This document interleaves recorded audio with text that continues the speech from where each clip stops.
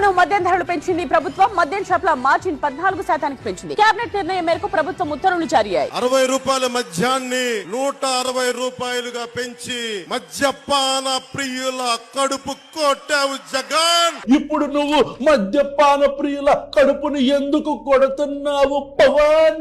మద్యపాన ప్రియుల గుండెని నువ్వు దోచావు జగన్, నిన్ను క్షమించకూడదు అని అన్న పవన్ ఇప్పుడు ఎక్కడ దాక్కున్నావు పవన్? అసలు రేట్లు పెంచమని బాబు గారితో చెప్పించి ఇప్పుడు నువ్వు ఎందుకు పెంచుతున్నావు పవన్? మద్యపాన నిషేధం నిషేధం అని చెప్పి 30,000 కోట్లు దోచేశావు జగన్. ఇప్పుడు మరి మీరేం చేస్తున్నారు పవన్?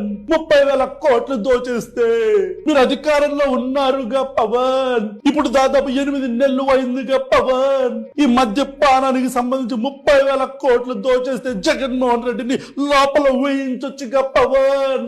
రేట్లు పెంచినాయి కాబట్టేనా నువ్వు పరదాలు కట్టుకొని తిరుగుతున్నావు, జనాలకి నీ ముఖం చూపించలేక? అందుక ప్రజల్లో తిరిగితే నీ మొహం చూపించాల్సి వస్తుందని, ప్రజాభిప్రాయం కోసం వెళ్తే నీ మొహం చూపించాల్సి వస్తుందని గుళ్ళ చుట్టూరు తిరుగుతున్నావా పవన్?